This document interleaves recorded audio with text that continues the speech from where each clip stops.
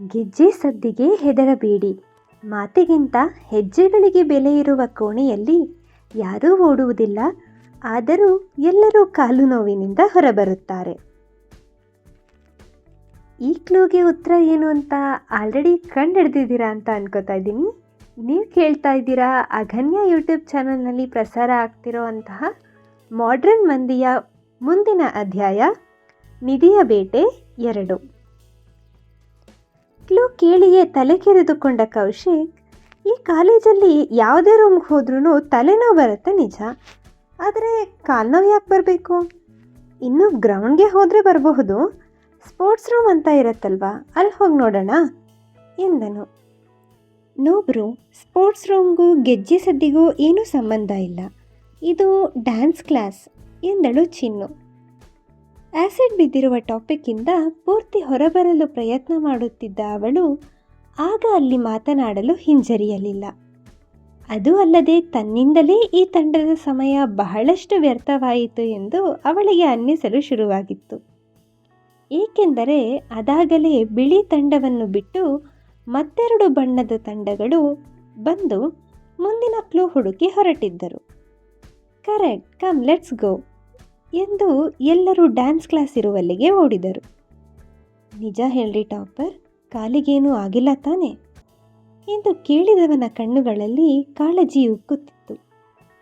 ಅವನು ಆಗಲೇ ತನ್ನ ಕಾಲು ಮುಟ್ಟಿದಾಗಲೇ ಅರ್ಧ ಅವಳ ಮನಸ್ಸು ಕರಗಿತ್ತು. ಈಗ ಅವನ ಕಣ್ಣಲ್ಲಿ ಕಂಡ ಆ ಕಾಳಜಿಯನ್ನು ತನ್ನ ಹೆತ್ತ ತಂದೆ ತಾಯಿಯರ ಕಣ್ಣಿನಲ್ಲಿಯೂ ಅವಳು ಎಂದೂ ನೋಡಿರಲಿಲ್ಲ.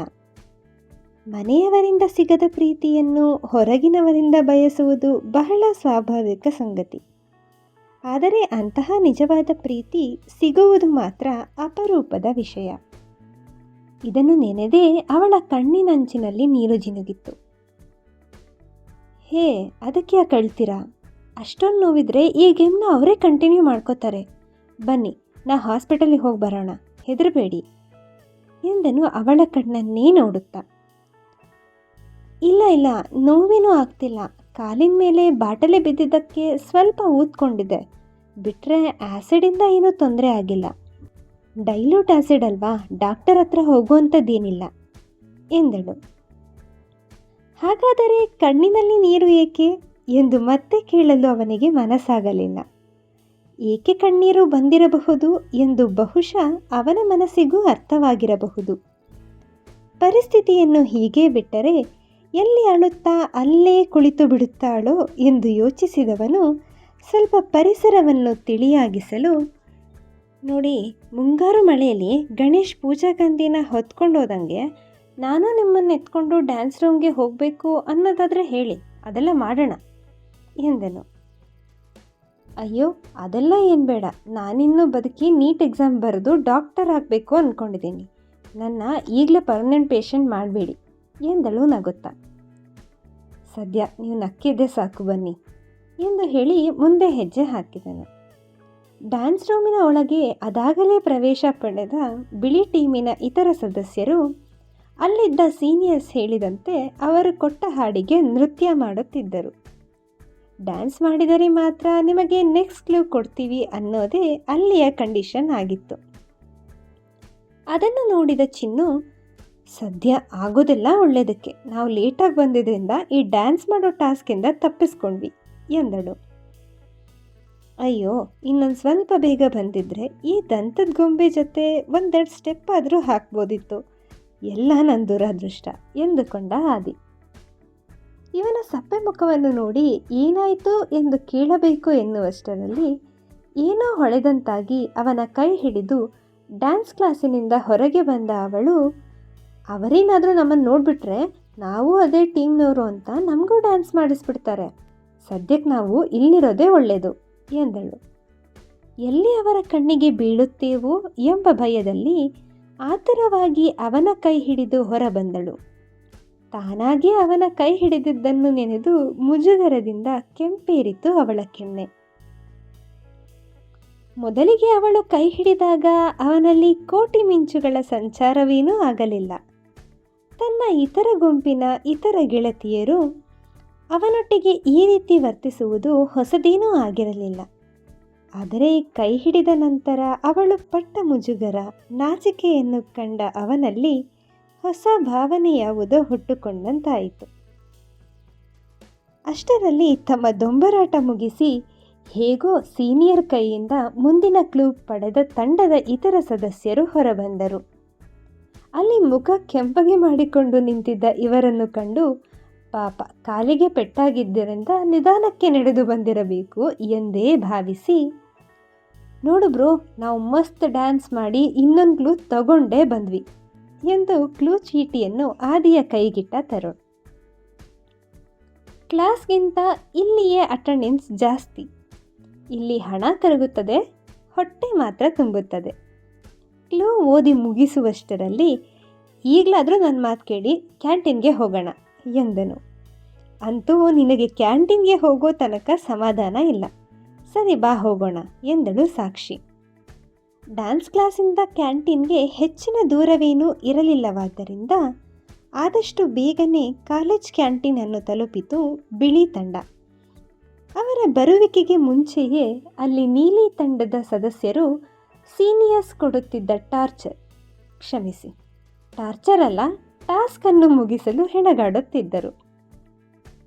ಬಂದ ಬಿಳಿ ತಂಡದ ಸದಸ್ಯರನ್ನು ಕಂಡು ಹೊಸ ಕುರಿಗಳು ಬಂದವೆಂದು ಖುಷಿಪಟ್ಟ ಕೆಲವು ಸೀನಿಯರ್ಸ್ಗಳ ಗುಂಪು ಇವರನ್ನು ಕರೆದು ಒಬ್ಬೊಬ್ಬರಿಗೂ ಒಂದೊಂದು ರೀತಿಯ ಚಾಲೆಂಜ್ಗಳನ್ನು ಕೊಡಲು ಶುರು ಮಾಡಿದರು. ಯಾರಿಗೆ ಟೀ ಮಾಡಲು ಚೆನ್ನಾಗಿ ಬರುತ್ತದೆ ಎಂದು ಕೇಳಿದ ಒಬ್ಬ ಹುಡುಗ. ಚಿನ್ನು ಆದಿಯನ್ನು ಸೇರಿಸಿ ಒಂದಷ್ಟು ಜನ ಕೈ ಮೇಲೆ ಮಾಡಿದರು. ಸರಿ, ಹಾಗಿದ್ರೆ ನೀವೆಲ್ಲ ಈ ಕಡೆ ಬನ್ನಿ ಎಂದು ಕರೆದ ಆತ ಮಾಡಲು ಬರದೇ ಇರುವ ಇಬ್ಬರನ್ನು ಟೀ ಮಾಡಲು ಕಳಿಸಿದರು. ಅವರು ಟೀ ಮಾಡುವವರೆಗೂ ತಮಗೆ ಎಂಟರ್ಟೈನ್ಮೆಂಟ್ ಬೇಕು ಎಂಬ ಉದ್ದೇಶದಿಂದ ಯಾರಿಗೆ ಚೆನ್ನಾಗಿ ಹಾಡಲು ಬರುತ್ತದೆ ಎಂದು ಮತ್ತದೇ ರೀತಿಯ ಪ್ರಶ್ನೆಯನ್ನು ಕೇಳಿದ ಹುಡುಗ. ಕಡೆಯ ಬಾರಿಯ ಅನುಭವದಂತೆ ಈ ಸಲವೂ ಇವರು ಹಾಡು ಬರದವರ ಕೈಯಲ್ಲಿ ಹಾಡಿಸಿಬಿಡುತ್ತಾರೆ ಎಂಬ ಭಯದಿಂದ ಹಾಡು ಹೇಳಲು ಬರದವರೆಲ್ಲ ಕೈ ಎತ್ತಿ ನಿಂತರು. ಇಂತಹ ಕುರಿಗಳನ್ನು ಎಷ್ಟು ಮೇಯಿಸಿದ್ದನೋ ಆ ಹುಡುಗ. ಬೇಕೆಂದೇ ಕೈ ಎತ್ತಿದ ಒಂದು ಕುರಿಯನ್ನು ಆರಿಸಿ ಹಾಡಲು ಸೂಚಿಸಿದ. ಎಲ್ಲ ಬಿಟ್ಟು ಆ ಆಯ್ಕೆ ತರುಣ್ ಆಗಿದ್ದು, ಅವನು 2 ಪದಗಳನ್ನು ಹಾಡಲು ಶುರು ಮಾಡಿದ ಕೂಡಲೇ ಎಲ್ಲರಿಗೂ ಅವನ ಪ್ರತಿಭೆಯ ಅರಿವಾಗಿ ಅವನನ್ನು ಅಲ್ಲಿಯೇ ತಡೆದು, ಹಾಡು ಬೇಡ, 19ರ ಮಗ್ಗಿಯನ್ನು ಕನ್ನಡದಲ್ಲಿ ಹೇಳು ಎಂದರು. ಮೊದಲಿಗೆ 19ರ ಮಗ್ಗೆ ಅವನಿಗೆ ಇಂಗ್ಲಿಷ್ನಲ್ಲಿ ಹೇಳಲೇ ಬರುತ್ತಿರಲಿಲ್ಲ. ಕ್ಯಾಲ್ಕುಲೇಟರ್ ಎಂಬ ಅಸ್ತ್ರ ಮಕ್ಕಳ ಕೈಗೆ ಸಿಕ್ಕ ಮೇಲಂತೂ ಕೂಡುವ ಕೆಲಸಕ್ಕೂ ತಲೆ ಉಪಯೋಗಿಸದ ಈ ಮಕ್ಕಳು ಇನ್ನು ಮಗ್ಗಿ ನೆನಪಿಡುವುದು ದೂರದ ಮಾತು. ಅವನು ತನ್ನ ಸಂಕಷ್ಟಕ್ಕೆ ತಾನು ಒದ್ದಾಡುತ್ತಿದ್ದರೆ ಉಳಿದ ಆದಿ ಮತ್ತು ಚಿನ್ನುವನ್ನು ನೋಡಿದ ಹುಡುಗ ಅವಳಿಗೆ ಜಡೆ ಹಾಕಿ ಗಾರ್ಡನ್ನಲ್ಲಿರೋ ಹೂವಿಂದ ಅಲಂಕಾರ ಮಾಡು ಎಂದು ಆದಿಗೆ ಆದೇಶಿಸಿದನು. ಎಲ್ಲ ಗ್ರಹಗಳು ಇವತ್ತು ನನ್ನ ಪಾಲಿಗೆ ಒಲಿದಿದೆ ಎಂದುಕೊಂಡ ಅವನು ಮನಸ್ಸಿನಲ್ಲೇ ಖುಷಿ ಪಡುತ್ತಾ ಅವಳ ಮುಖ ನೋಡಿದ, ಅವಳ ಒಪ್ಪಿಗೆ ಪಡೆಯುವ ಸಲುವಾಗಿ. ಈ ಬಾರಿ ಬೇಡ ಎನ್ನಲು ಅವಳಲ್ಲಿ ಯಾವುದೇ ಕಾರಣಗಳು ಉಳಿದಿರಲಿಲ್ಲ, ಅಥವಾ ಕಾರಣಗಳನ್ನು ಹುಡುಕಲು ಅವಳು ಸಿದ್ಧವಿರಲಿಲ್ಲ. ಅವಳಿಂದ ಯಾವುದೇ ಪ್ರತಿರೋಧ ಬರದಿದ್ದರಿಂದ ಮೌನಂ ಸಮ್ಮತಿ ಲಕ್ಷಣಂ ಎಂದು ತಿಳಿದು ಅವಳ ನುಣುಪಾದ ನೀಳ ಕೂದಲಿಗೆ ಕೈಯಿಟ್ಟು ಅದನ್ನು 2 ಭಾಗಗಳನ್ನಾಗಿ ಮಾಡಿದನು. ಅರೆ, 2 ಭಾಗ ಏಕೆ? 3 ಭಾಗ ತಾನೇ ಮಾಡಬೇಕು ಎಂದು ನೀವು ಕೇಳಬಹುದು. ಅದು ಸಾಮಾನ್ಯ ಮನುಷ್ಯರಾದ ನಿಮಗೆ ಗೊತ್ತಿದೆ.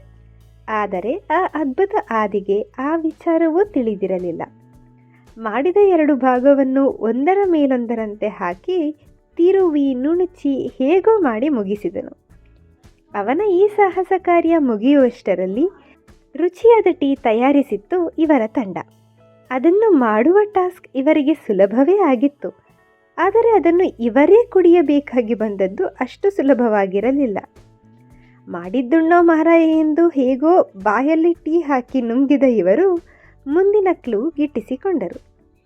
ಅದರಲ್ಲಿ 4 ಗೋಡೆಗಳಿಲ್ಲ, ಆದರೆ 1000 ಕನಸುಗಳಿವೆ. ಪುಸ್ತಕಗಳಿಲ್ಲ, ಆದರೆ ದಾಖಲೆಗಳು ಹುಟ್ಟುತ್ತವೆ. ನಾನು ತರಗತಿಯಲ್ಲ, ಆದರೂ ಪಾಠ ಕಲಿಸುತ್ತೇನೆ. ನಾನು ದೇವಾಲಯ ಅಲ್ಲ, ಆದರೆ ಗೆಲುವಿಗಾಗಿ ಪ್ರಾರ್ಥನೆ ಮಾಡುತ್ತಾರೆ. ನಾನು ಯಾರು ಎಂದು ಬರೆದಿತ್ತು. ಬೇಗ ಬೇಗ ಉತ್ತರ ಗೆಸ್ ಮಾಡಿ ಕಮೆಂಟ್ ಮಾಡಿ. ಮತ್ತೊಮ್ಮೆ ನಿಮ್ಮ ತಲೆಗೆ ಹುಳ ಬಿಡ್ತಿರೋದಕ್ಕೆ ಕ್ಷಮೆ ಇರಲಿ.